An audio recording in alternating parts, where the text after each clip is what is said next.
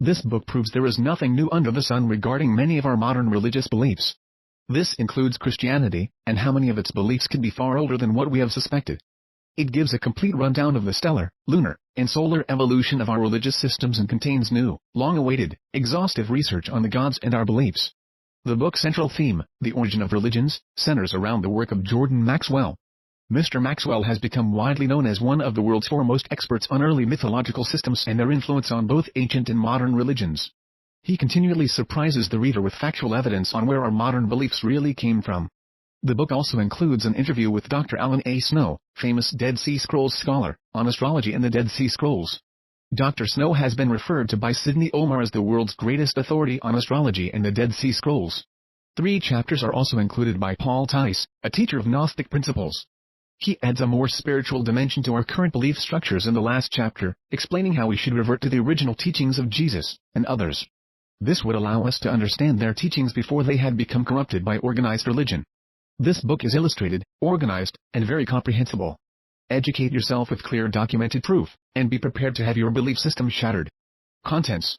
Understanding why this book is important. 4 Preface by Jordan Maxwell, Astro-Theology. 5 Gerald Massey, The Stellar Cult. 25 Paul Tice, The Lunar Cult. 31 Paul Tice, The Solar Cult. 35 Jordan Maxwell, Scriptural References. 55 Bibliography and Recommended Reading. 74 Dr. Alan Snow on the Dead Sea Scrolls. 75 Interview with Jordan Maxwell, The Truth and Mystery of Gnosis. 101 Paul Tice Index. 117.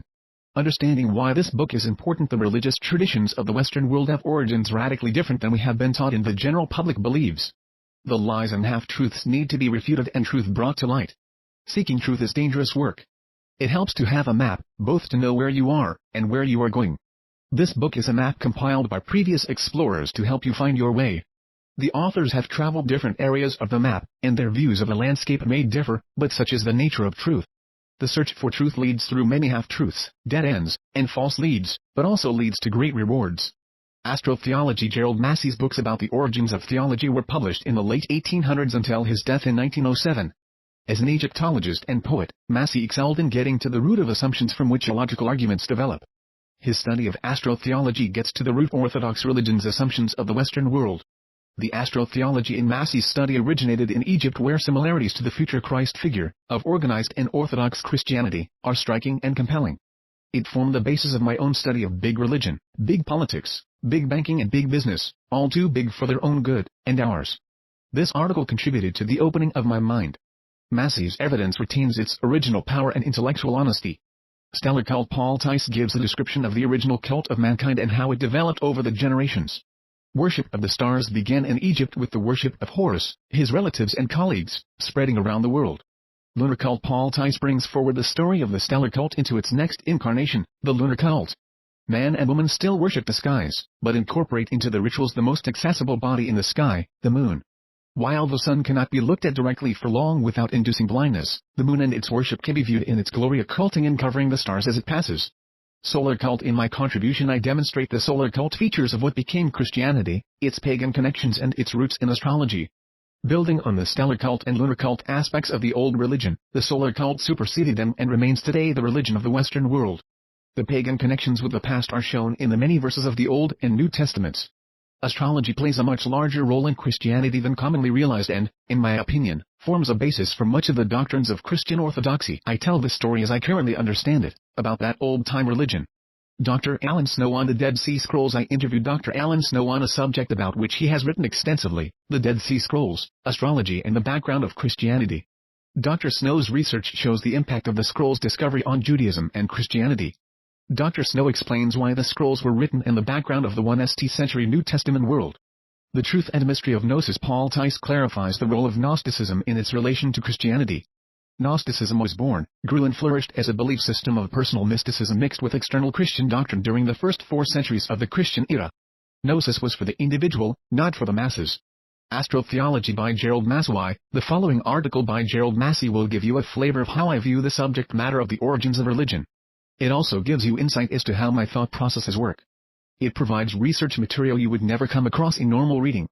This classic article by Gerald Massey was very influential at the turn of the century. I read this article 30 years ago, and was inspired by it. See what you think. Jordan Maxwell. In presenting my readers with some of the data which show that much of the Christian history was pre-extant as Egyptian mythology, I have to ask you to bear in mind that the facts, like other foundations, have been buried out of sight for thousands of years in a hieroglyphical language that was never really read by Greek or Roman, and could not be read until the lost clue was discovered by Champollion, almost the other day. In this way the original sources of our mythology and Christology remained as hidden as those of the Nile, until the century in which we live. The mystical matter enshrouded in this language was sacredly entrusted to the keeping of the buried dead, who have faithfully preserved it as their book of life, which was placed beneath their pillows, or clasped to their bosoms, in their coffins and their tombs. Secondly, although I am able to read the hieroglyphics, nothing offered to you is based on my translation. I work too warily for that. The transcription and literal rendering of the hieroglyphic texts herein employed are by scholars of indisputable authority. There is no loophole of escape that way. I lectured upon the subject of Jesus many years ago. At that time I did not know how we had been misled, or that the Christian scheme as it is aptly called in the New Testament is a fraud, founded on a fable in the Old. I then accepted the canonical Gospels as containing a veritable human history, and assumed, as others do, that the history proved itself. Finding that Jesus, or Jehoshua ben Pandira, was an historical character, known to the Talmud, I made the common mistake of supposing that this proved the personal existence of the Jesus found portrayed in the canonical Gospels. But after you have heard my story, and weighed the evidence now for the first time collected and presented to the public, you will not wonder that I should have changed my views, or that I should be impelled to tell the truth to others, as it now appears to myself. Although I am only able to summarize here, in the briefest manner possible, the personal existence of Jesus as Jehoshua ben Pandira can be established beyond a doubt. When account affirms that, according to a genuine Jewish tradition, that man who is not to be named was a disciple of Jehoshua ben Parachia. It also says, he was born in the 4th year of the reign of the Jewish king Alexander Jannaeus, notwithstanding the assertions of his followers that he was born in the reign of Herod. That would be more than a century earlier than the date of birth 5. 6 assigned to the Jesus of the Gospels. But it can be further shown that Jehoshua ben Pandira may have been born considerably earlier even than the year 102 BC, although the point is not of much consequence here. Jehoshua, son of Parachia, was a president of the Sanhedrin, the 5th, reckoning from Ezra as the first one of those who in the line of descent received and transmitted the oral law, as it was said, direct from Sinai. There could not be two of that name. This ben Parachia had begun to teach as a rabbi in the year 104 BC. We may therefore reckon that he was not born later than 180-170 BC, and that it could hardly be later than 100 BC when he went down into Egypt with his pupil. For it is related that he fled there in consequence of a persecution of the rabbis, feasibly conjectured to refer to the civil war in which the Pharisees revolted against King Alexander Jannaeus, and consequently about 105 BC. If we put the age of his pupil, Jehoshua ben Pandira, at 15 years, that will give us an approximate date, extracted without pressure, which shows that Jehoshua ben Pandira may have been born about the year 120 BC. But 20 years are a matter of little moment here. According to the Babylonian Gemara to the Mishnah of Trach Shabbath, this Jehoshua, the son of Pandira and Stada, was stoned to death as a wizard, in the city of Lud, or Lydda, and afterwards crucified by being hanged on a tree, on the eve of the Passover. This is the manner of death assigned to Jesus in the book of Acts. The Gemara says there exists a tradition that on the rest day before the Sabbath they crucified Jehoshua, on the rest day of the Passover, the day before the Passover. The year of his death, however, is not given in that account. But there are reasons for thinking it could not have been much earlier nor later than BC 70, because this Jewish king Jannaeus reigned from the year 106 to 79 BC. He was succeeded in the government by his widow Salome, whom the Greeks called Alexandra, and who reigned for some 9 years. Now the traditions, especially of the first Teledoth Jehoshua, relate that the queen of Jannaeus, and the mother of Hyrcanus, who must therefore be Salome, in spite of her being called by another name, showed favor to Jehoshua in his teaching. That she was a witness to his wonderful works and powers of healing, and tried to save him from the hands of his sacerdotal enemies, because he was related to her. But that during her reign, which ended in the year 71 BC, he was put to death. The Jewish writers and rabbis with whom I have talked always deny the identity of the Talmudic Jehoshua and the Jesus of the Gospels. This, observes Rabbi Jekiels, which has been related of Jehoshua ben Parachia and his pupil, contains no reference whatever to him whom the Christians honor as God. Another rabbi, Salmon Zevi, produced 10 reasons for concluding that Jehoshua of the Talmud was not he who was afterwards called Jesus of Nazareth. Jesus of Nazareth into the canonical Gospels was unknown to Justus, to the Jew of Celsus, and to Josephus, the supposed references to him by the latter being an undoubted forgery. 1 See Acts 5:30, 10:39, 13:29. More specific is Sanhedrin 43a of the Talmud. Yeshu is Hebrew for Jesus. On the eve of the Passover, Yeshu the Nazarene was hanged. For 40 days before the execution took place, a herald went forth and cried, "He is going forth to be stoned because he has practiced sorcery and enticed Israel to apostasy." Anyone who can say of anything in his favor, let him come forward and plead on his behalf. But since nothing was brought forward in his favor, he was hanged on the eve of Passover. Emphasis from the above quote is Ernest L. Martin's From His Secrets of Golgotha, The Forgotten History of Christ's Crucifixion, Alhambra, CA Associates for Scriptural Knowledge, 1988, pages 194 to 195, showing a viewpoint different from Massey's. 1. 7. The blasphemous writings of the Jews about Jesus, as Justin Martyr calls them, always refer to Jehoshua ben Pandira, and not to the Jesus of the Gospels. It is ben Pandira they mean when they say they have another and a truer account of the birth and life, the wonder-working and death of Jehoshua, or Jesus. This repudiation is perfectly honest and soundly based. The only Jesus known to the Jews was Jehoshua ben Pandira, who had learnt the arts of magic in Egypt, and who was put to death by them as a sorcerer. This was likewise the only Jesus known to Celsus, the writer of the True Logos, a work which the Christians managed to get rid of altogether, with so many other of the anti-Christian evidences. Celsus observes that he was not a pure word, not a true Logos, but a man who had learned the arts of sorcery in Egypt. So, in the Clementines, it is in the character of ben Pandira that Jesus is said to rise again as the magician. But here is the conclusive fact: the Jews know nothing of Jesus, the Christ of the Gospels, as an historical character. And when the Christians of the 4th century trace his pedigree, by the hand of Epiphanius, they are forced to derive their Jesus from Pandira. Epiphanius gives the genealogy of the canonical Jesus in this wise: Jacob, called Pandira, Mary equals Joseph, Cleopas, Jesus. This proves that in the 4th century the pedigree of Jesus was traced to Pandira, the father of that Jehoshua who was the pupil of Ben Berechiah, and who became one of the magicians in Egypt, and who was crucified as a magician on the eve of the Passover by the Jews, in the time of Queen Alexandra, who had ceased to reign in the year 70 BC. The Jesus, therefore, who lived and died more than a century too soon. Thus, the Jews do not identify Jehoshua ben Pandira with the Gospel Jesus, of whom they, his supposed contemporaries, know nothing, but protest against the assumption as an impossibility. Whereas the Christians do identify their Jesus as the descendant of Pandira. It was he or nobody. Yet he was neither the son of Joseph nor the Virgin Mary, nor was he crucified at Jerusalem. It is not the Jews, then, but the Christians, who fuse two supposed historic characters into one. There being but one history acknowledged or known on either side, it follows that the Jesus of the Gospels is the Jehoshua of the Talmud, or is not at all, as a person. This shifts the historical basis altogether. It antedates the human history by more than 100 years, and it at once destroys the historic character of the Gospels, together with that of any other personal Jesus than ben Pandira. In short, the Jewish history of the matter will be found to corroborate the mythical. As Epiphanius knew of no other historical Jesus than the descendant of Pandira, it is possible that this is the Jesus whose tradition is reported by Irenaeus. Irenaeus was born in the early part of the 2nd century, between 120 and 140 AD. He was Bishop of Lyons, France, and a personal acquaintance of Polycarp. And he repeats a tradition testified to by the elders, which he alleges was directly derived from John, the disciple of the Lord, to the effect that Jesus was not crucified at 33 years of age, but that he passed through every age, and lived on to be an oldish man.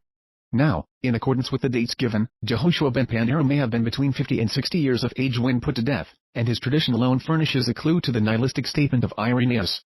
When the true tradition of ben Pandira is recovered, it shows that he was the sole historical Jesus who was hanged on a tree by the Jews, not crucified in the Roman fashion, and authenticates the claim now to be made on behalf of the astronomical allegory to the dispensational Jesus, the Chronian Christ, the mythical Messiah of the canonical Gospels, and the Jesus of Paul, who was not the carnalized Christ.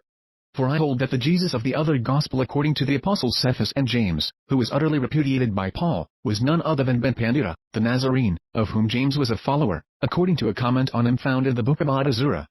Anyway, there are two Jesuses, or Jesus and the Christ, one of whom is repudiated by Paul. 8. But Jehoshua, the son of Pandira, can never be converted into Jesus Christ, the son of a virgin mother, as a historic character. Nor can the dates given ever be reconciled with contemporary history. The historical Herod, who sought to slay the young child Jesus, is known to have died 4 years before the date of the Christian era, assigned for the birth of Jesus. So much for the historic Jesus. And now for the mythical Christ. Here we can tread on firmer ground. The mythical Messiah was always born of a virgin mother, a factor unknown in natural phenomena, and one that cannot be historical, one that can only be explained by means of the mythos, and those conditions of primitive sociology which are mirrored in mythology and preserved in the theology. The Virgin Mother had been represented in Egypt by the maiden queen, Mudamah, the future mother of Amenhotep III, some 16 centuries BC, who impersonated the eternal Virgin that produced the eternal child. 4 consecutive scenes reproduced in my book are found portrayed upon the innermost walls of the Holy of Holies in the Temple of Luxor, which was built by Amenhotep III, a pharaoh of the 17th dynasty. The first scene on the left hand shows the god Tat, the lunar Mercury, the annunciator of the gods, in the act of hailing the Virgin Queen, and announcing to her that she is to give birth to the coming son. In the next scene the god Neph in conjunction with Hathor gives the new life. This is the Holy Ghost or Spirit that causes the Immaculate Conception. Neph being the spirit by name in Egyptian. The natural effects are made apparent in the Virgin's swelling form. Next the mother is seated on the midwife's stool, and the newborn child is supported in the hands of one of the nurses. The fourth scene is that of the adoration. Here the child is enthroned, receiving homage to the gods and gifts from men. Behind the deity of Neph, on the right, three spirits, the three Magi, or kings of the legend, are kneeling and offering presents with their right hand, and life with their left.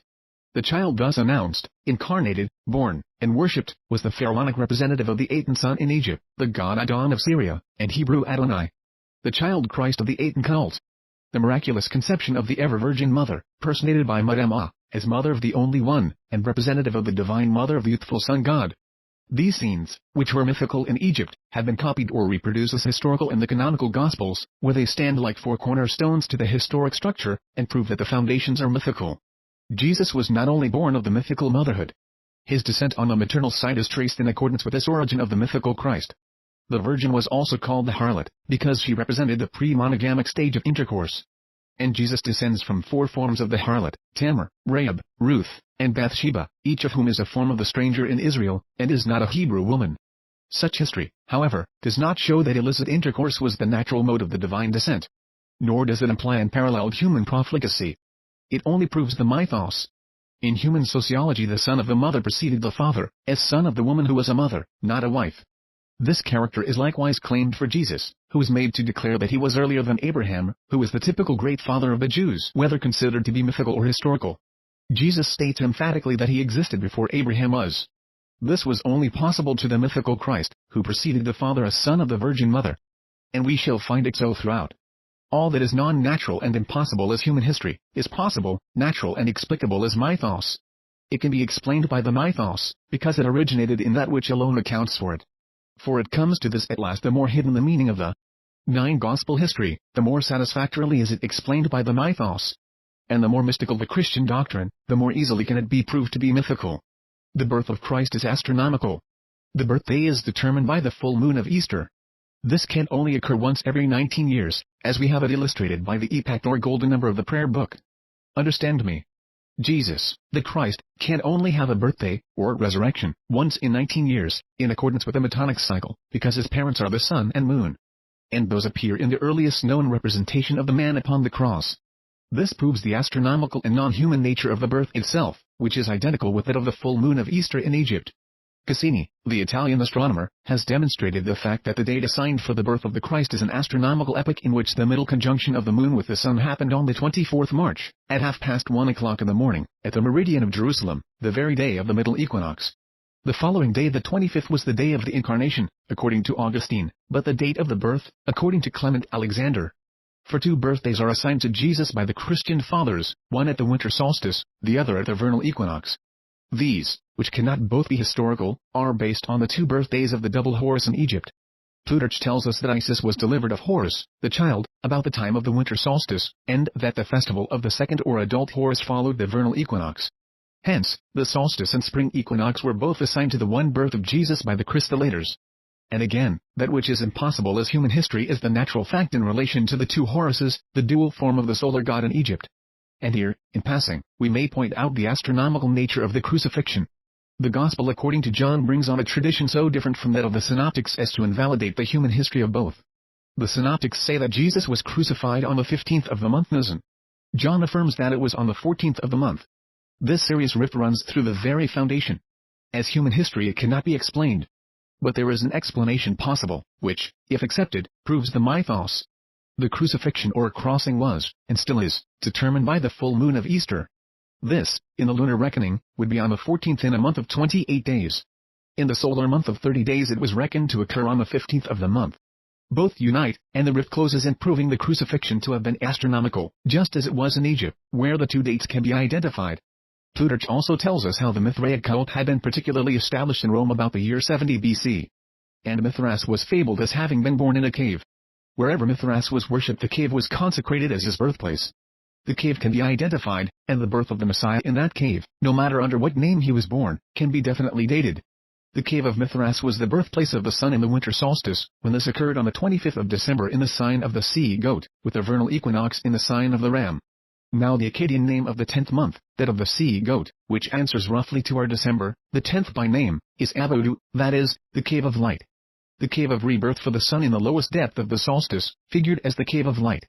This cave was continued as the birthplace of the Christ. You will find it in all the Gospels of the infancy, and Justin Martyr says, Christ was born in the stable, and afterwards took refuge in the cave. He likewise vouches for the fact that Christ was born on the same day that the sun was reborn in Stabulo Augi, or, in the stable of Augias.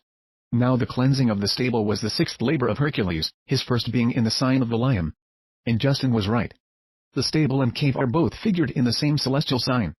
But mark this. The cave was the birthplace of the solar Messiah from the year 2410 to the year 255 BC, at which latter date the solstice passed out of the sea-goat into the 10 sign of the archer. And no Messiah, whether called Mithras, Adon, Tammuz, Horns or Christ, could have been born in the cave of Abodu or the stable of Augias on the 25th of December after the year 255 BC. Therefore, Justin had nothing but the Mithraic tradition of the bygone birthday to prove the birth of the historical Christ 255 years later. In their mysteries the Saraceni celebrated the birth of the babe in the cave or subterranean sanctuary, from which the priest issued, and cried, the Virgin hath brought forth, the light is about to begin to grow again. On the mother night of the year. And the Saraceni were not supporters of historic Christianity. The birthplace of the Egyptian Messiah at the vernal equinox was figured in Apt, or Apta, the corner. But Apta is also the name of the crib and the manger. Hence the child born in Apta was said to be born in a manger. And this Apta as crib or manger is the hieroglyphic sign of the solar birthplace. Hence the Egyptians exhibited the babe in the crib or manger in the streets of Alexandria. The birthplace was indicated by the color of the equinox, as it passed from sign to sign. It was also pointed out by the star in the east. When the birthplace was in the sign of the bull, Orion was the star that rose in the east to tell where the young sun god was reborn. Hence it is called the star of Horus. That was then the star of the three kings who greeted the babe. For the three kings is still the name of the three stars in Orion's belt. Here we learn that the legend of the three kings is at least 6,000 years old. In the course of precession, about 255 BC, the vernal birthplace passed into the sign CF the fishes, and the Messiah who had been represented for 2155 years by the ram or lamb, and previously for other 2155 years by the Apis bull, was now imaged as the fish, or the fish man, called ichthys in Greek.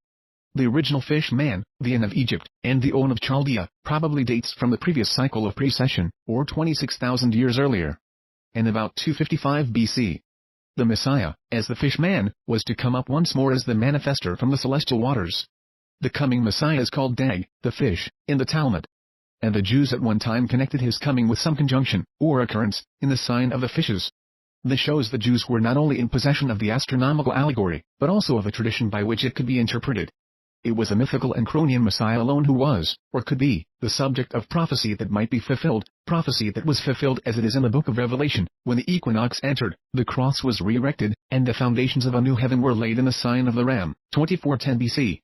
And, again, when the equinox entered the sign of the fishes, 255 BC prophecy that will be again fulfilled when the equinox enters the sign of the waterman about the end of the 19th century, to which the Samaritans are still looking forward for the coming of their Messiah, who has not yet arrived for them.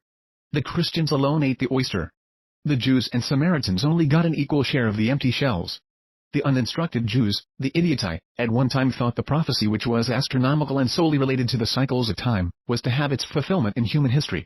But they found out their error, and bequeathed it unexplained to the still more ignorant Christians.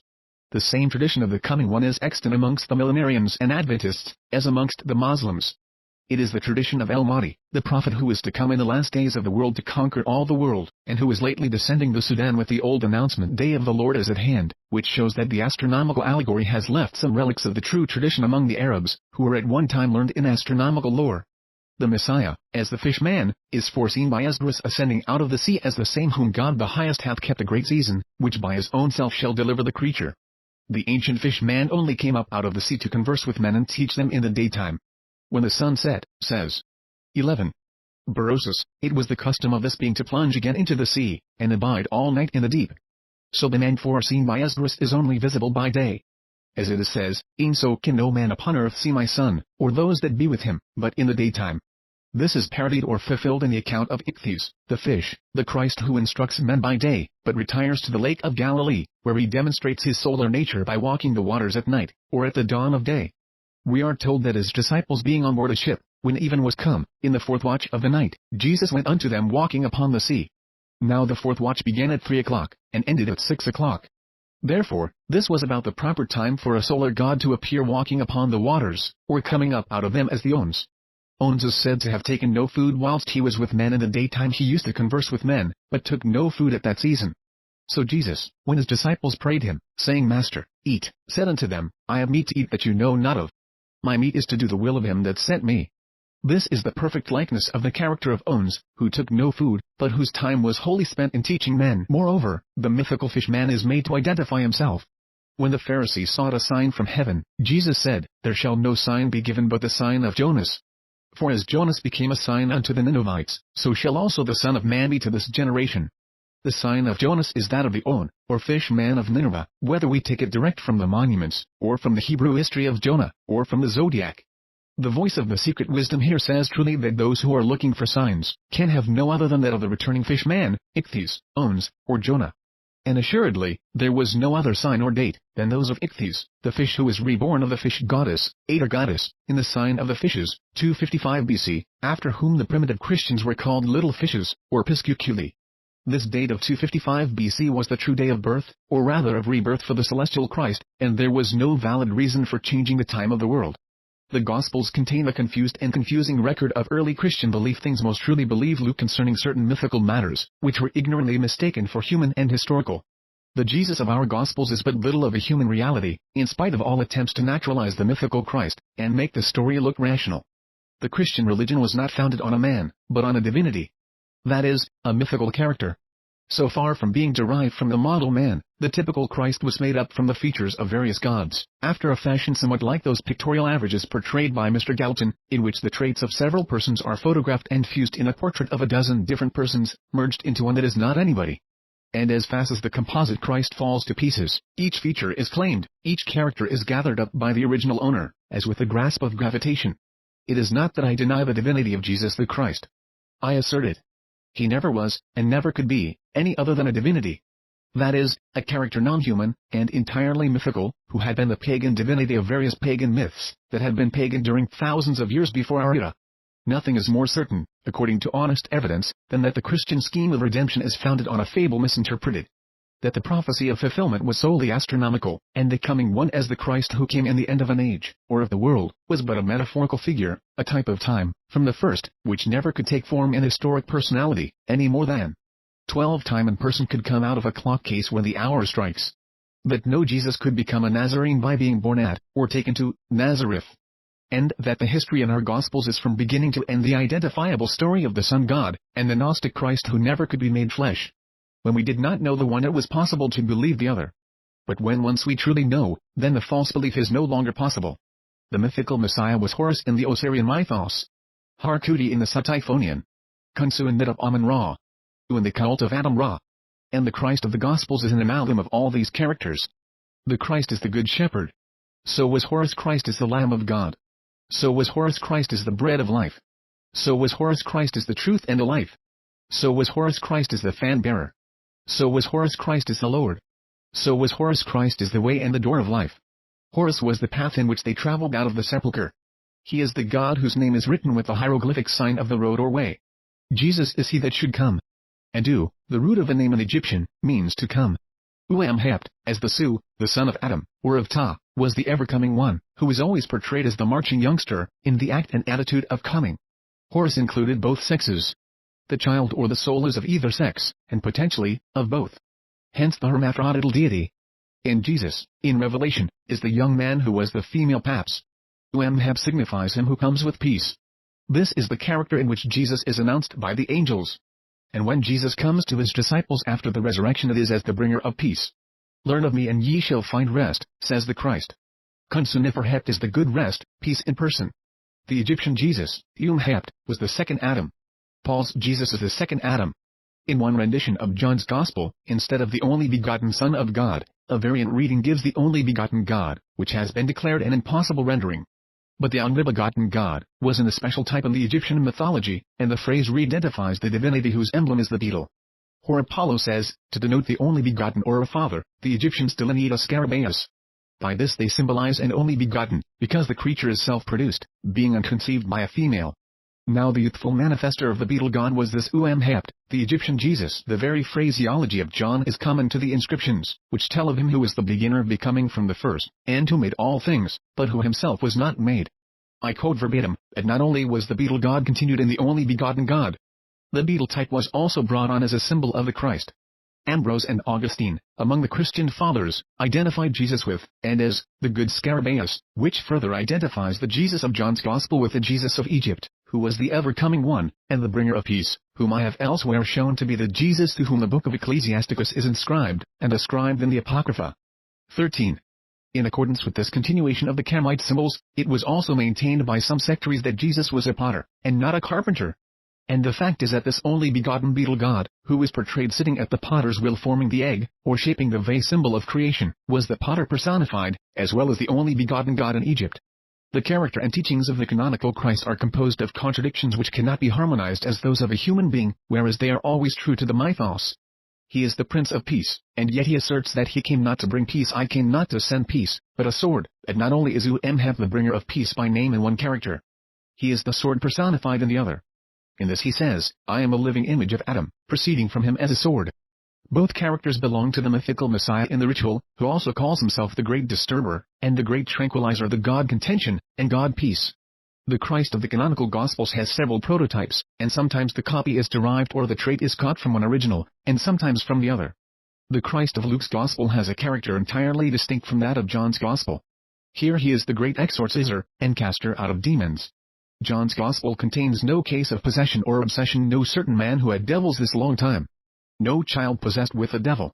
No blind and dumb man possessed with a devil. Other miracles are performed by the Christ of John, but not these. Because John's is a different type of Christ. And the original of the great healer in Luke's Gospel may be found in the God Khonsu, who is the divine healer, the supreme one amongst all the other healers and saviors, especially as the caster out of demons, and the expeller of possessing spirits. He is called in the text the great God, the driver away of possession. In the stele of the possessed princess, this god in his effigy is sent for by the chief of Bacton, that he may come and cast out a possessing spirit from the king's daughter, who has an evil movement in her limbs. The demon recognizes the divinity just as the devil recognizes Jesus, the expeller of evil spirits. Also the god Khonsu is lord over the pig, a type of Typhon. He is portrayed in the disk of the full moon of Easter, in the act of offering the pig as a sacrifice. Moreover, in the judgment scenes, when the wicked spirits are condemned and sent back into the abyss, their mode of return to the lake of primordial matter is by entering the bodies of swine. Says Horus to the gods, speaking of the condemned one, when I sent him to his place he went, and he has been transformed into a black pig. So when the exorcist in Luke's Gospel casts out legion, the devils ask permission of the Lord of the pig to be allowed to enter the swine, and he gives them leave. This, and much more that might be added, tends to differentiate the Christ of Luke, and to identify him with Khonsu, rather than with Hept, the Egyptian Jesus, who is reproduced in the Gospel according to John. In this way it can be proved that the history of Christ in the Gospels is one long and complete catalogue of likenesses to the mythical Messiah, the solar or lunisolar God.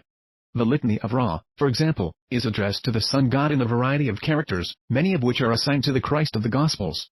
Ra is the supreme power, the beetle that rests in the Empyrean, who is born as his own son.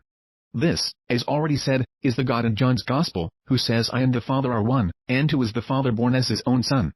For he says, in knowing and seeing the Son, from henceforth you know him and have seen him, that is the Father. Ra is designated the soul that speaks. Christ is the Word. Ra is the destroyer of venom. Jesus says in my name they shall take up serpents, and if they drink any deadly thing it shall not hurt them. In one character Ra is the outcast. So Jesus had not where to lay his head. 14.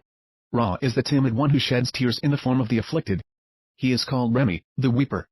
This weeping god passes through Rem, the place of weeping, and there conquers on behalf of his followers. In the ritual the god says I have desolated the place of Rem. This character is sustained by Jesus in the mourning over Jerusalem that was to be desolated. The words of John, Jesus wept, are like a carven statue of the afflicted one, as Remi, the weeper. Ra is also the god who makes the mummy come forth.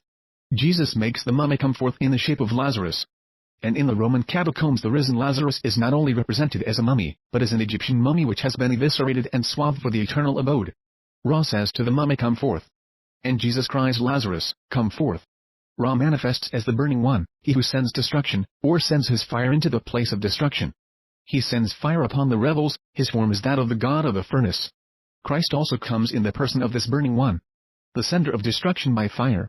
He is proclaimed by Matthew to be the baptizer with fire. He says, "I am come to send fire on the earth." He is portrayed as God of the furnace, which shall burn up the chaff with unquenchable fire. He is to cast the rebellious into a furnace of fire, and send the condemned ones into everlasting fire. All this was natural when applied to the solar god, and it is supposed to become supernatural when misapplied to a supposed human being to whom it never could apply. The solar fire was the primary applicant found of the theological hellfire in hell. The litany of Ra collects the manifold characters that make up the total god termed Tebtempt, and the Gospels have gathered up the mythical remains. Thus the result is in each case identical, or entirely similar. From beginning to end the canonical Gospels contain the drama of the mysteries of the luni-solar god, narrated as a human history. The scene on the Mount of Transfiguration is obviously derived from the ascent of Osiris into the Mount of Transfiguration in the moon. The sixth day was celebrated as that of the change and transformation of the solar god in the lunar orb, which he re-entered on that day as the regenerator of its light. With this we may compare the statement made by Matthew, that after 6 days Jesus went up into a high mountain apart, and he was transfigured, and his face did shine as the sun, of course. And his garments became white as the light. In Egypt the year began just at the summer solstice, when the sun descended from its midsummer height, lost its force, and lessened in its size. This represented Osiris, who was born of the Virgin Mother as the child Horus, the diminished infantile son of autumn. The suffering, wounded, bleeding Messiah, as he was represented. He descended into hell, or Hades, where he was transformed into the virile Horus, and rose again as the son of the resurrection at Easter. In these two characters of Horus on the two horizons, Osiris furnished the dual type of the canonical Christ, which shows very satisfactorily how the mythical prescribes the boundaries beyond which the historical does not, dare not, go. The first was the child Horus, who always remained a child. In Egypt the boy or girl wore the Horus look of childhood until 12 years of age. Thus childhood ended about the 12th year. But although adultship was then entered upon by the youth, and the transformation of the boy into manhood began, the full adultship was not attained until 30 years of age. The man of 30 years was the typical adult. The age of adultship was 30 years, as it was in Rome under the Lex Papia. The Homphate is the man whose years are treated by tens, and who is kempt. As with a man, so it is with a god. And the second Horus, the same god as his second character, is the kempt or chem Horus, the typical adult of 30 years. The god who gave up 12 years was Horus, the child of Isis, the mother's child, the weakling. The virile Horus, the sun in its vernal strength, the adult of 30 years, was representative of the fatherhood, and this Horus is the anointed son of Osiris. These two characters of Horus the child, and Horus the adult of 30 years, are reproduced in the only two phases of Jesus' life in the Gospels. John furnishes no historic dates for the time when the Word was 15.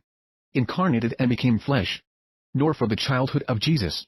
Nor for the transformation into the Messiah. But Luke tells us that the child of 12 years was the wonderful youth, and that he increased in wisdom and stature. This is the length of years assigned to Horus the child. And this phase of the child Christ's life is followed by the baptism and anointing, the descent of the pubescent spirit with the consecration of the Messiah in Jordan, when Jesus began to be about 30 years of age. The earliest anointing was the consecration of puberty. And here, at the full age of the typical adult, the Christ, who was previously a child, the child of the Virgin Mother, is suddenly made into the Messiah, as the Lord's anointed. And just as the second Horus was regenerated, and this time begotten of the Father, so in the transformation scene of the baptism in Jordan, the Father authenticates the change into full adultship, with a voice from heaven saying, "This is my beloved Son, in whom I am well pleased." The spirit of pubescence, or the Ruach, being represented by the descending dove, called the Spirit of God. Thus from the time when the child Christ was about 12 years of age, until that of the typical Homphate of Egypt, which was the age assigned to Horus when he became the adult god, there is no history. This is in exact accordance with the Camite allegory of the double Horus. And the mythos alone will account for the chasm which is wide and deep enough to engulf a supposed history of 18 years. Childhood cannot be carried beyond the 12th year, and the child Horus always remained a child. Just as the child Christ does in Italy, and in German folk tales. The mythical record founded on nature went no further, and there the history consequently halts within the prescribed limits, to begin with the anointed and regenerated Christ at the age of chem Horus, the adult of 30 years. And these two characters of Horus necessitated a double form of the mother, who divides into the two divine sisters, Isis and Nephthys. Jesus also was by mater, or two-mothered. And the two sisters reappear in the Gospels as the two Marys, both of whom are the mothers of Jesus. This again, which is impossible as human history, is perfect according to the mythos that explains it. As the child Horus, Osiris comes down to earth. He enters matter, and becomes mortal. He is born like the Logos, or as a word. His father is Seb, the earth, whose consort is Nu, the heaven, one of whose names is Mary, the Lady of Heaven. And these two are the prototypes of Joseph and Mary. He is said to cross the earth as a substitute, and to suffer vicariously as the Savior, Redeemer, and Justifier of man. In these two characters there was constant conflict between Osiris and Typhon, the evil power, or Horus and Sut, the Egyptian Satan. At the autumn equinox, the devil of darkness began to dominate. This was the Egyptian Judas, who betrayed Osiris to his death at the Last Supper. On the day of the great battle at the vernal equinox, Osiris conquered as the ascending god, the Lord of the growing light. Both these struggles are portrayed in the Gospels. In the one Jesus is betrayed to his death by Judas. In the other he rises superior to Satan. The latter conflict followed immediately after the baptism. In this way, when the sun was halfway round, from the lion sign, it crossed the river of the watermen, the Egyptian Yaritana, Hebrew Jordan, Greek Eurydanus. In this water the baptism occurred, and the transformation of the child Horus into the virile adult, the conqueror of the evil power, took place. Horus becomes hawk-headed, just where the dove descended and abode on Jesus. Both birds represented the virile soul that constituted the anointed one at puberty. By this added power Horus vanquished Sut, and Jesus overcame Satan. Both the baptism and the contest are referred to in the ritual. I am washed with the same water in which the good opener Unnifer washes when he disputes with Satan, that justification should be made to Unnifer, the word made truth, or the word that is law. The scene between the Christ and the woman at the well may likewise be found in the ritual. Here the woman is the lady with the long hair, that is Nu, the 16. Consort of Seb, and the 5 husbands can be paralleled by her 5-star gods born of Seb. Osiris drinks out of the well to take away his thirst. He also says, I am creating the water. I make way in the valley, in the pool of the Great One. Make road or road maker expresses what I am the path by which they traverse out of the sepulchre of Osiris. So the Messiah reveals himself as the source of living water, that springeth up unto everlasting life. Later on he says, I am the way, the truth, the life. I am creating the water, discriminating the seat, says Horus. Jesus says, the hour cometh when ye shall neither in this mountain nor yet at Jerusalem worship the Father. Jesus claims that this well of life was given to him by the Father. In the ritual it says, he is thine, O Osiris. A well, or flow, comes out of thy mouth to him. Also the paternal source is acknowledged in another text.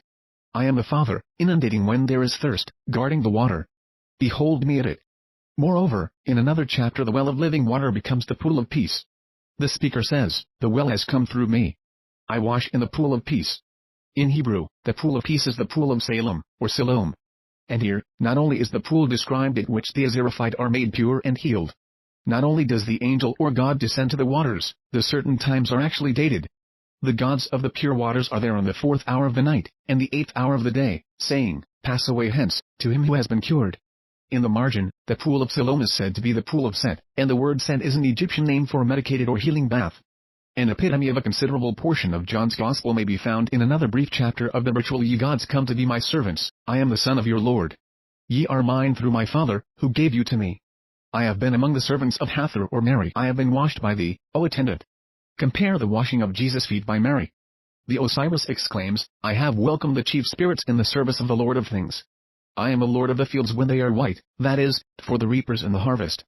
So the Christ now says to the disciples, behold, I say to you, lift up your eyes and look on the fields, that are white already unto the harvest. Then said he unto his disciples, the harvest truly is plenteous, but the laborers are few. Pray ye, therefore, the Lord of the harvest that he send forth laborers into his harvest. And he called unto him his 12 disciples. Now, if we turn to the Egyptian book of Hades, the harvest, the Lord of the harvest, and the reapers of the harvest are all portrayed. The 12 are also there. In one scene they are preceded by a god leaning on a staff, who is designated the Master of Joy, a surname of the Messiah Horus when assimilated to the Soli lunar Khunsu. The 12 are they who labor at the harvest in the plains of Nidarkar. A bearer of a sickle shows the inscription, these are the reapers. The 12 are divided into 2 groups of 5 and 7, the original 7 of the Ahenru. These 7 are the reapers. The other 5 are bending towards an enormous ear of corn, the image of the harvest, ripe and ready for the sickles of the 7. The total 12 are called the happy ones, the bearers of food. Another title of the 12 is that of the just ones. The God says to the reapers, take your sickles. Reap your grain. Honor to you reapers. Offerings are made to them on earth, as bearers of sickles in the fields of Hades.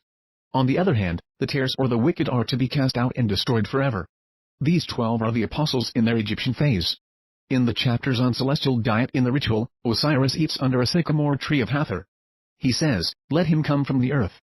Thou hast brought these 7 loaves for me to live by, bringing the bread that Horus the Christ makes. Thou hast eaten rations. Let him call to the gods for them, or the gods come with them to him." 17. This is reproduced as a miracle in the Gospels, performed when the multitude were fed upon 7 loaves. The 7 loaves are found here, together with the calling upon the gods, or working the miracle of multiplying the bread. In the next chapter there is a scene of eating and drinking. The speaker, who impersonates the Lord, says, "I am a Lord of bread and Anu. My bread at the heaven was that of Ra. My bread on earth was that of Seb." The 7 loaves represent the bread of Ra.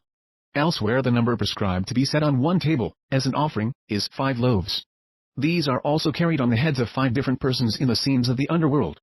5 loaves are the bread of Seb. Thus 5 loaves represent the bread of earth, and 7 the bread of heaven. Both 5 and 7 are sacred regulation numbers in the Egyptian ritual. And in the Gospel of Matthew the miracles are wrought with 5 loaves in the one case, and 7 in the other, when the multitudes are fed on celestial diet. This will explain the 2 different numbers in one and the same Gospel miracle. In the canonical narrative there is a lad with 5 barley loaves and 2 fishes. In the next chapter of the ritual we possibly meet with the lad himself, as the miracle worker says, "I have given breath to the said youth." The Gnostics asserted truly that celestial persons and celestial scenes had been transferred to earth in our Gospels.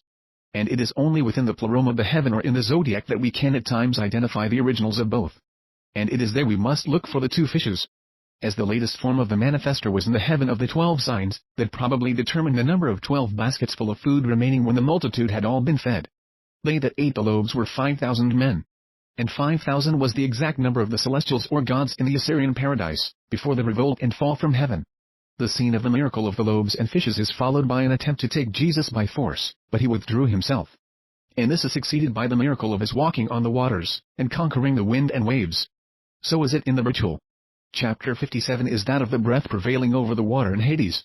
The speaker, having to cross over, says, "O Hapi, let the Osiris prevail over the waters, like as the Osiris prevailed against the taking by stealth, the night of the great struggle." The solar god was betrayed to his death by the Egyptian Judas, on the night of the taking by stealth, which was the night of the Last Supper. The god is waylaid by the conspirators, who have watched very much. They are said to smell him out by the eating of his bread. So the Christ is waylaid by Judas, who knew the place, for Jesus often resorted thither, and by the Jews who had long watched to take him. The smelling of Osiris by the eating of his bread is remarkably rendered by John at the eating of the Last Supper. The ritual has it they smell Osiris by the eating of his bread, transporting the evil of Osiris. And when he had dipped the sop he gave it to Judas Iscariot, and after the sop Satan entered into him. Then said Jesus to him into whom the evil or devil had been transported, "That thou doest, do quickly." Osiris was the same, beseeching burial. Here it is demonstrable that the non-historical Herod is a form of the Apophis serpent, called the enemy of the sun. In Syriac, Herod is a red dragon. Herod, in Hebrew, signifies a terror. Heru egg is to terrify, and Herod egg is the snake, the typical reptile. The blood of the divine victim that is poured forth by the Apophis serpent at the 6th hour, on the night of smiting the profane, is literally shed by Herod, as the Herod or Typhonian serpent. The speaker, in the ritual, asks, "Who art thou then, Lord of the silent body?" "I have come to see him who is in the serpent, eye to eye, and face to face." Lord of the silent body is a title of the Osiris. "Who art thou then, Lord of the silent body?" is asked and left unanswered. This character is also assigned to the Christ. The high priest said unto him, "Answerest thou nothing?" But Jesus held his 18. Peace. Herod questioned him in many words, but he answered him nothing. He acts the prescribed character of Lord of the silent body. The transaction in the 6th hour of the night of the crucifixion is expressly inexplicable. In the Gospel we read, "Now from the 6th hour there was darkness over all the land until the 9th hour. The 6th hour being midnight, that shows the solar nature of the mystery, which has been transferred to the 6th hour of the day in the Gospel. It is in the 7th hour that the moral struggle takes place between the Osiris and the deadly Apophis, or the great serpent, Haber, 450 cubits long, that fills the whole heaven with his vast enveloping folds. The name of the 7th hour is that which wounds the serpent Haber. In this conflict with the evil power thus portrayed, the sun god is designated the conqueror of the grave, and is said to make his advance through the influence of Isis, who aids him in repelling the serpent or devil of darkness. In the Gospel, Christ is likewise set forth in the supreme struggle as conqueror of the grave, for the graves were opened, and many bodies of the saints which slept arose. And Mary represents Isis, the mother, at the cross. It is said of the great serpent, there are those on earth who do not drink of the waters of this serpent, Haber, which may be paralleled with the refusal of the Christ to drink of the vinegar mingled with gall. When the God has overcome the Apophis serpent, his old nightly, annual, and eternal enemy, he exclaims, I come. I have made my way. I have come like the sun, through the gate of the one who likes to deceive and destroy, otherwise called the viper. I have made my way. I have bruised the serpent, I have passed. But the more express representation in the mysteries was that of the annual sun as the elder Horus, or Aram. As Julius Firmicus says in the solemn celebration of the mysteries, all things in order had to be done which the youth either did or suffered in his death. Diodorus Siculus rightly identified the whole fable of the underworld, that was dramatized in Greece, as having been copied from the ceremonies of the Egyptian funerals, and so brought on from Egypt into Greece and Rome. One part of this mystery was the portrayal of the suffering sun god in a feminine phase. When the suffering sun was ailing and ill, he became female, such being a primitive mode of expression. Luke describes the Lord in the Garden of Gethsemane as being in a great agony, and his sweat was, as it were, great drops of blood, falling to the ground. This experience the Gnostics identified with the suffering of their own hemorrhoidal Sophia, whose passion is the original of that which is celebrated during Passion Week, the week of weeping and up to, and which constitutes the fundamental mystery of the Rosy Cross, and the Rose of Silence. In this agony and bloody sweat the Christ simply fulfills the character of Osiris. Tesh Tesh, the red sun, the sun god that suffers his agony, means the bleeding, red, gory, separate, cut, and wounded. Tesh Tesh is the inert form of the god whose suffering, like that of Adonis, was represented as feminine, which alone reaches a natural origin for the type. He was also called Ans-Ra, or the sun bound up in linen. So natural were the primitive mysteries. My attention has just been called to a passage in Lycophron, who lived under Ptolemy Philadelphus between 310 and 246 BC. In this Hercules is referred to as that three-nighted lion, whom of old Triton's fierce dog with furious jaws devoured, within whose bowels, tearing of his liver, he rolled, burning with heat, though without fire, his head with drops of sweat bedewed all o'er. 19 This describes the god's suffering as agony and sweat, which is called the bloody flux of Osiris. Here the nights are 3 in number. So the Son of Man was to be 3 nights as well as 3 days in the heart of the earth. In the Gospels this prophecy is not fulfilled, but if we include the night of bloody sweat, we have the necessary 3 nights, and the mythos becomes perfect. In this phase the suffering sun was the red sun, once the typical red lion. As Adam, the red sun is described as setting from the land of life in all the colors of crimson, or pant, the red pool. This clothing of colors is represented as a gorgeous robe by Luke, a purple robe by Mark, and a robe of scarlet by Matthew. As he goes down at the autumn equinox, he is the crucified.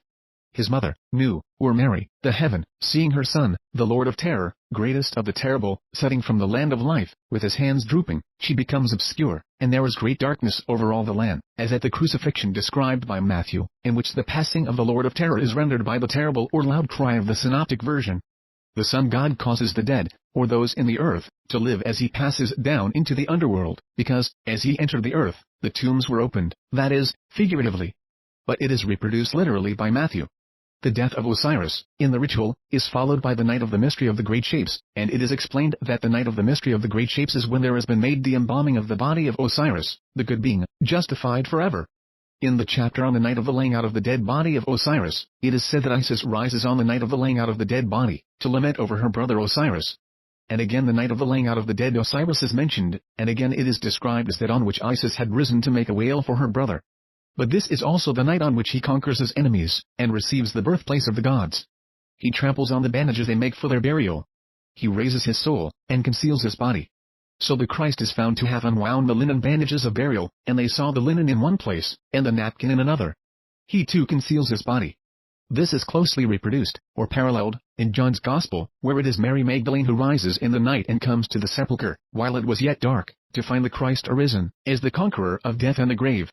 In John's version, after the body is embalmed in 100 pounds weight of spice, consisting of myrrh and aloes, we have the night of the mystery of the shapes, for while it was yet dark, Mary Magdalene coming to the sepulchre, and peering in, sees the 2 angels in white sitting, the one at the head and the other at the feet, where the body had lately lain. And in the chapter of How a Living Being is Not Destroyed in Hell, or the Hour of Life Ends Not in Hades, there are 2 youthful gods, 2 youths of light, who prevail as those who see the light, and the vignette shows the deceased walking off. He has risen. Matthew has only 1 angel or splendid presence, whose appearance was as lightning, which agrees with Shepi, the splendid one, who lights the sarcophagus, as a representative of the divinity, Ra. The risen Christ, who is first seen and recognized by Mary, says to her, "Touch me not, for I am not yet ascended to my Father." The same scene is described by the Gnostics when Sophia rushes forward to embrace the Christ. He restrains her by exclaiming that he must not be touched. In the last chapter of the preservation of the body in Hades, there is much mystical matter that looks plainer when written out in John's Gospel. It is said of the regenerated or risen God, "May the Osirian speak to thee?" The Osirian does not know. He Osiris knows him. Let him not grasp him. The Osirified comes out sound, immortal is his name. He has passed along the upper robes, that is, as a risen spirit. 20 He it is who grasps with his hand, and gives the palpable proof of continued personality, as does the Christ, who says, "See my hands and my feet, that it is I myself." The Sun God re-arises on the horizon, where he issues forth, saying to those who belong to his race, "Give me your arm." Says the Osirified deceased, "I am made as ye are." Let him explain it. At his reappearance the Christ demonstrates that he is made as they are. "See my hands and feet, that it is I myself. Handle me and see." And when he had said this he showed them his hands and feet. Then he said to Thomas, "Reach hither thy finger, and see my hands, and reach hither thy hand and put it into my side." These descriptions correspond to that of the cut, wounded, and bleeding Sun God, who says to his companions, "Give me your arm. I am made as ye are." In the Gospel of the Hebrews he is made to exclaim, "For I am not a bodiless ghost." But in the original, when the risen one says to his companions, "Give me your arm, I am made as ye are," he speaks as a spirit to spirits. Whereas in the Gospels, the Christ has to demonstrate that he is not a spirit, because the scene has been transferred into the earth life. The Gnostics truly declared that all the supernatural transactions asserted in the Christian Gospel were counterparts or representations of what took place above. That is, they affirmed the history to be mythical, the celestial allegory made mundane. And they were in the right, as the Egyptian Gospel proves. There are healers, and Jehoshua ben Pandera may have been one, but, because that is possible, we must not allow it to vouch for the impossible. Thus, in the Gospels, the mythical is, and has to be, continually reproduced as a miracle. That which naturally pertains to the character of the Sun God becomes supernatural in appearance when brought down to earth. The solar God descended into the netherworld as the restorer of the bound to liberty, the dead to life. In this region the miracles were wrought, and the transformations took place. The evil spirits and destroying powers were exorcised from the mummies. The halt and the maimed were enabled to get up and go. The dead were raised, a mouth was given to the dumb, and the blind were made to see. This reconstruction of the deceased is transferred to the earth life, whereupon the blind receive their sight, and the lame walk, the lepers are cleansed, the deaf hear, and the dead are raised up at the coming of the Christ, who performed the miracles. The drama, which the idiotai mistook for human history, was performed by the Sun God in another world. I could keep on all day, and all night, or give a dozen lectures, without exhausting my evidence that the canonical Gospels are only a later literalized retchalf of the Egyptian writings, the representations in the mysteries, and the oral teachings of the Gnostics which passed out of Egypt into Greece and Rome, for there is plenty more proof where this comes from. I can but offer a specimen brick of it which is elsewhere a building set foursquare, and sound against every blast that blows. The Christian dispensation is believed to have been ushered in by the birth of a child, and the portrait of that child in the Roman catacombs as the child of Mary is a youthful Sun God in the mummy image of the child king, the Egyptian Christ, or Christ. The alleged facts of our Lord's life as Jesus the Christ, were equally the alleged facts of our Lord's life as the Horus of Egypt, whose very name signifies the Lord. The Christian legends were first related of Horus the Messiah, the solar hero, the greatest hero that ever lived in the mind of man, not in the flesh, the only hero to whom the miracles were natural, because he was not human. From beginning to end the history is not human but divine, and the divine is the mythical. From the descent of the Holy Ghost to overshadow Mary, to the ascension of the risen Christ at the end of 40 days, according to the drama of the pre-Christian mysteries, the subject matter, the characters, occurrences, events, acts, and sayings bear the impress of the mythical mold instead of the stamp of human history. Right through, the ideas which shaped the history were pre-extant, and are identifiably pre-Christian. And so we see the strange sight today in Europe of 100 million of pagans masquerading as Christians. Whether you believe it or not does not matter. The fatal fact remains that every trait and feature which go to make up the Christ as divinity, and every event or circumstance taken to establish the human personality were pre-extant, and pre-applied to the Egyptian and Gnostic Christ, who never could become flesh. The Jesus Christ with female paps, who is the Alpha and Omega of Revelation, was the U of Egypt, and the Owl of the Chaldeans. Jesus as the Lamb of God, and Ichthys the fish, was Egyptian. Jesus as the coming one. Jesus born of the Virgin Mother, who was overshadowed by the Holy Ghost. Jesus born of two mothers, both of whose names are Mary. Jesus born in a manger, at Christmas, and again at Easter. Jesus saluted by the three kings, or magi. Jesus of the Transfiguration on the Mount. Jesus whose symbol in the catacombs is the eight-rayed star, the Star of the East. Jesus as the eternal child. Jesus as God the Father, reborn as his own Son. Jesus as the child of 12 years. Jesus as the anointed one of 30 years. Jesus in his baptism. Jesus walking on the waters, or working his miracles. Jesus as the caster out of demons. Jesus as substitute, who suffered in a vicarious atonement for sinful men. Jesus whose followers are the 2 brethren, the 4 fishers, the 7 fishers, the 12 apostles, the 70 or 72 in some texts whose names were written in heaven. Jesus who was administered to by 7 women. Jesus in his bloody sweat. Jesus betrayed by Judas. Jesus as conqueror of the grave. Jesus the resurrection and the life. Jesus before Herod. In the Hades, and in his reappearance to the women, and to the 7 fishers. Jesus who was crucified both on the 14th and 15th of the month Nisan. Jesus who was also crucified in Egypt as it is written in Revelation. Jesus as judge of the dead, with the sheep on the right hand, and the goats on the left, is Egyptian from first to last, in every phase, from the beginning to the end. Make whatsoever you can of Jehoshua ben Pandera in some of the ancient Egyptian temples. The Christian iconoclasts, when tired of hacking and hewing at the symbolic figures incised in the chambers of imagery, and defacing the most prominent features of the monuments, found they could not. 22 dig out the hieroglyphics and took to covering them over with plaster or tempera, and this plaster, intended to hide the meaning and stop the mouth of the stone word, has served to preserve the ancient writings, as fresh in hue and sharp in outline as when they were first cut and colored. In a similar manner the temple of the ancient religion was invaded, and possession gradually gained by connivance of Roman power. And that the enduring fortress, not built, but quarried out of the solid rock, was stuccoed all over the front, and made white awhile with its look of brand newness, and reopened under the sign of another name, that of the carnalized Christ. And all the time each nook and corner were darkly alive with the presence and the proofs of the earlier gods, and the pre-Christian origins, even though the hieroglyphics remained unread until the time of Champollion. But stucco is not for lasting wear, it cracks and crumbles, sloughs off and slings away into its natal insignificance. The rock is the sole true foundation. The rock is the only record in which we can reach reality at last. Wilkinson, the Egyptologist, has actually said of Osiris on earth. Some may be disposed to think that the Egyptians, being aware of the promises of the real Savior, had anticipated that event, regarding it as though it had already happened, and introduced that mystery into their religious system. This is what obstetrists term a false presentation.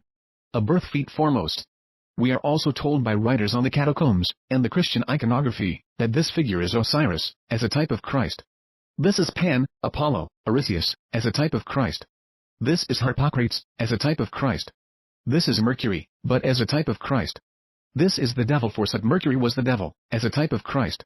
Until long hearing of the facts reversed, perverted and falsified, makes one feel as if under a nightmare which has lasted for 18 centuries, knowing the truth to have been buried alive and made dumb all that time, and believing that it has only to get voice and make itself heard to end the lying once for all, and bring down the curtain of oblivion at last upon the most pitiful drama of delusion ever witnessed on the human stage. And here the worst foes of the truth have ever been, and still are, the rationalizers of the mythos, such as the Unitarians. They have assumed the human history as the starting point, and accepted the existence of a personal founder of Christianity as the one initial and fundamental fact. They have done their best to humanize the divinity of the mythos, by discharging the supernatural and miraculous element, in order that the narrative might be accepted as history. Thus they have lost the battle from the beginning, by fighting it on the wrong ground. The Christ is a popular lay figure that never lived, and a lay figure of pagan origin. A lay figure that was once the ram, and afterwards the fish. A lay figure that in human form was the portrait and image of a dozen different gods. The imagery of the catacombs shows that the types there represented are not the ideal figures of the human reality. They are the sole reality for 6 or 7 centuries after AD, because they had been so in the centuries long before.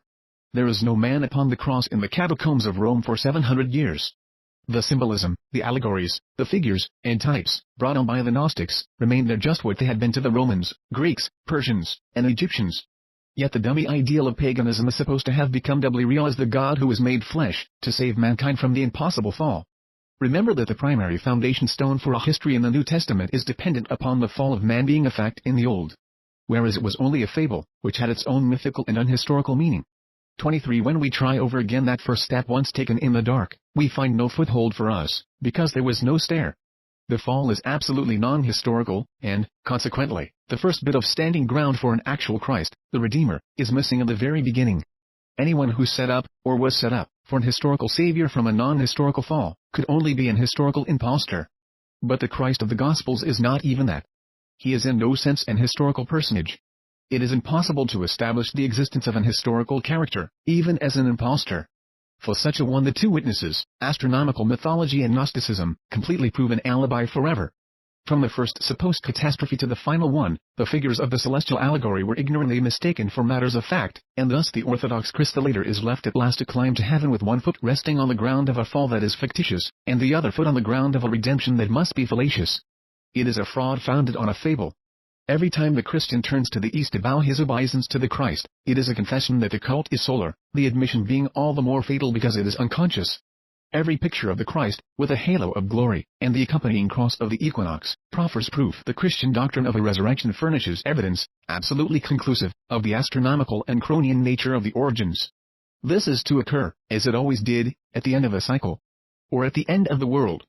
Christian revelation knows nothing of immortality, except in the form of periodic renewal, dependent on the coming one. And the resurrection of the dead still depends on the day of judgment in the last day, at the end of the world. They have no other world. Their only other world is at the end of this.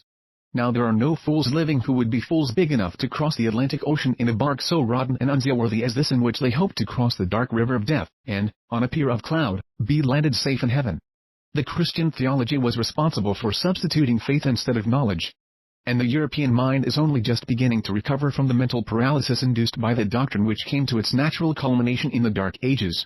The Christian religion is responsible for enthroning the cross of death in heaven, with a deity on it, doing public penance for a private failure in the commencement of creation. It has taught men to believe that the vilest spirit may be washed white, in the atoning blood of the purest, offered up as a bribe to an avenging God. It has divinized a figure of helpless human suffering, and a face of pitiful pain. As if there were not but a great heartache at the core of all things. Or the vast infinite were but a veiled and sad-eyed sorrow that brings visibly to birth in the miseries of human life. But in the old pagan world man deified the beautiful, the glad. As they will again, upon the loftier pedestal, when the fable of this fictitious fall of man, and false redemption by the cloud-begotten God, has passed away like a phantasm of the night, and men awake to learn that they are here to wage ceaseless war upon sordid suffering, remediable wrong, and preventable pain. Here to put an end to them, not to apotheosize an effigy of sorrow to be adored as a type of the eternal. For the beneficent is the most beautiful. The happiest are the healthiest. The most godlike is most glad. The Christian cult has fanatically fought for its false theory, and waged incessant warfare against nature and evolution, nature's intention made somewhat visible, and against some of the noblest instincts, during 18 centuries. Seas of human blood have been spilled to keep the bark of Peter afloat. Earth has been honeycombed with the graves of the martyrs of freethought. Heaven has been filled with a horror of great darkness in the name of God. 18 centuries are a long while in the lifetime of a lie, but a brief span in the eternity of truth. The fiction is sure to be found out, and the lie will fall at last. At last. At last. No matter though it towers to the sky, and darkens earth, you cannot make the lie immortal. Though stupendously enshrined by art in every perfect mold of mind, Angelo, Raphael, Milton, Handel, all its pillars, cannot stay it from the fall. The pyramid of imposture reared by Rome, all of cement, for an eternal home, must crumble back to earth, and every gust shall revel in the desert of its dust. And when the prison of the immortal mind hath fallen to set free the bound and blind, no more shall life be one long dread of death.